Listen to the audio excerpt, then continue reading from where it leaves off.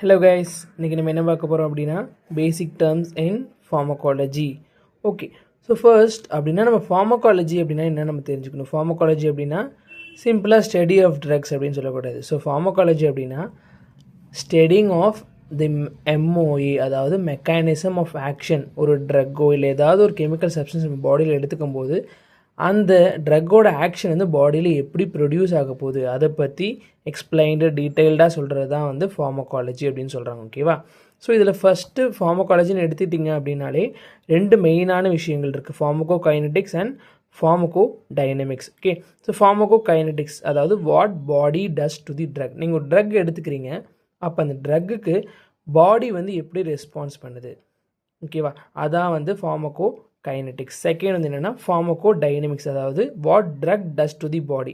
நீங்கள் அந்த எடுத்துக்கிட்ட ட்ரக் வந்து பாடியில் எப்படி வேலை செய்யுது அதை சொல்கிறது தான் வந்து ஃபார்மகோ டைனமிக்ஸ். ஓகே, ஸோ ஃபார்மகோ கைனடிக்ஸ்லேயே 4 நம்ம பிரிக்கலாம். ஸோ ஏடிஎம்ஏ அப்படின்னு சிம்பிளிஃபைடாக சொல்லுவாங்க. ஏனா அப்சார்ப்ஷன், டினா டிஸ்ட்ரிபியூஷன், எம்னா மெட்டபாலிசம், ஈனா எக்ஸ்கிரீஷன். ஓகேவா? ஸோ அப்சார்ப்ஷன் நீங்கள் எந்த ஒரு ட்ரக் எடுத்துக்கிட்டாலுமே பாடியில் ஓரலாக எடுத்துக்கிட்டிங்கனாலுமே சரி, ஆரல்ஸ் இன்ஜெக்ஷன்ஸ் மூலியமாக எடுத்துக்கிட்டாலுமே சரி வந்து பாடிக்குள்ளே பிளட் வழியாக அப்சார்ப் ஆகும். ஸோ டிஸ்ட்ரிபியூஷன்னா அந்த நம்ம எடுத்துக்கூடிய ட்ரக் வந்து பாடி ஃபுல்லாக எப்படி ஸ்ப்ரெட் ஆகுது, எப்படி ஸ்ப்ரெட் ஆகும் அப்படின்னா பிளட் வழியாக தான் ஸ்ப்ரெட் ஆகும். ஓகேவா? தேர்ட் மெட்டபாலிசம், இது தான் ரொம்ப ரொம்ப இம்பார்ட்டண்ட்டான ப்ராசஸ். ஸோ இந்த ப்ராசஸில் தான் ட்ரக் வந்து மெட்டபாலிசம் ப்ராசஸ் மூலியமாக தான் ட்ரக் அதோட ஆக்டிவ் சைட்டை போய் ரீச் பண்ணும். ஓகேவா? இதுக்கு இன்னும் என்ன பேர் சொல்லலாம் அப்படின்னா பயோ டிரான்ஸ்ஃபர்மேஷன் அப்படின்னு சொல்லலாம். ஓகேவா?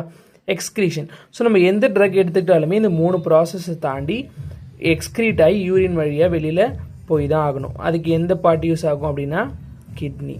மெட்டபாலிசம்க்கு எந்த ப்ராசஸ் யூஸ் ஆகும் அப்படின்னா, எந்த பார்ட் யூஸ் ஆகும் அப்படின்னா லிவர். ஓகேவா? நெக்ஸ்ட் ஃபார்மகோ டைனமிக்ஸ், அதாவது what drug does to the body. நீங்கள் எந்த ட்ரக் எடுத்துக்கிட்டாலுமே அதோட எம்ஓஏ மெக்கானிசம் ஆஃப் ஆக்ஷன் அப்படின்றது எழுதுவோம்ல, அதுதான் வந்து pharmacodynamics. Okay, next receptor. So receptor அப்படின்னா a specific molecule often on the surface of a cell that a drug binds to, then the effect is produced. So நீங்கள் எந்த ஒரு drug எடுத்துக்கிட்டாலுமே அது receptor அப்படின்ற ஒரு மாலிகுலோட பைண்ட் ஆனதுக்கு அப்புறம் தான் அதோட எஃபெக்டே ப்ரொடியூஸ் பண்ணும். ஓகேவா?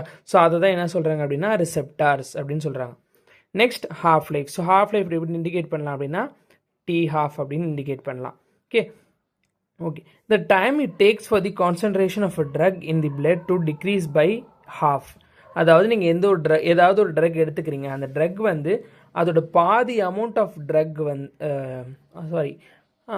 அந்த ட்ரக்கோட பாதி அமௌண்ட் வந்து எவ்வளோ நேரத்தில் பிளட்டில் வந்து டிஸ்ட்ரிபியூட் ஆகுது அதை சொல்கிறது தான் வந்து ஹாஃப் லைஃப். ஓகேவா? Next efficacy. ஸோ எஃபிகசி நேம்லேயே உங்களுக்கு தெரியும் எஃபெக்ட். ஸோ நம்ம a drug stability to produce its maximum possible effect. அதாவது இப்போது ஃபார் எக்ஸாம்பிள் ஒரு 500 mg ஆஃப் பேராசிட்டமால் எடுத்துக்கிறீங்க அப்படின்னா அதால் அதிகபட்சமாக எவ்வளோ வந்து எஃபெக்ட் ப்ரொடியூஸ் பண்ண முடியுமோ அதுதான் வந்து எஃபிகசி அப்படின்னு சொல்கிறாங்க. ஓகேவா? தேங்க்யூ ஃபார் வாட்சிங்.